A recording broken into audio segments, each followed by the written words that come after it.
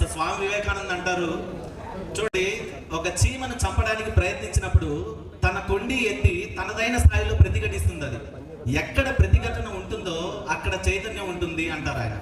కాబట్టి చూడండి, ప్రకృతిలో జరిగే ప్రతి దాని నుంచి మనం చాలా నేర్చుకోవచ్చు, అవునా?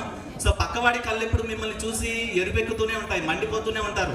మరేం పర్లేదు, మండనివ్వండి. సో ఇంకా ఆ మంటని మీ వెలుగుగా చేసుకోండి. ఎంతలా అంటే ఆ వేడికి వాడు దహించిపోవాలి, ఆ వెలుగుకు నువ్వు మరింత ప్రకాశించాలి.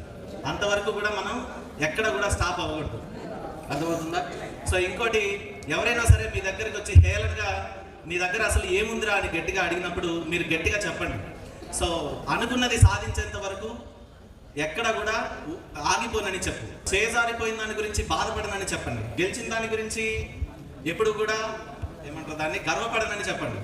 సో అవకాశాన్ని సృష్టించుకుంటానని చెప్పు. పక్కవాడి పనులు ఎప్పుడు వేలు పెట్టనని చెప్పు. అంతేనా? సో హేళనగా మాట్లాడితే మాత్రం వాళ్ళకి గట్టిగా ఇచ్చి పడేయండి. మనల్ని ఎవరు అక్కడ ఆపేది? ఆపుతారా మనల్ని ఏమన్నా? లేదా? సో అనుకున్నది సాధించాలంటే జీవితంలో అనుకోని యుద్ధాలు ఎన్నో చేయాలి. ఆట ఎంత కఠినమైతే మనం అంత కఠినంగా మారాలి, తప్పదు. సో ఫైనల్గా గుర్తుపెట్టుకుని తల్లి, దారి ఎలా ఉన్నా ధైర్యాన్ని కోల్పోవు. సమస్యలు ఎన్ని చుట్టుముట్టినా సరే స్థైర్యాన్ని కోల్పోవు. ఏదేమైనా సరే నమ్మకాన్ని అస్సలు కోల్పోవు. సో మీ నమ్మకం బలంగా ఉండాలే కానీ మీ వెంట ఉండే తోడు నీతోనే ఉంటాడు. ధైర్యం ఎక్కడ ఉంటుందో దైవం అక్కడ ఉంటుంది.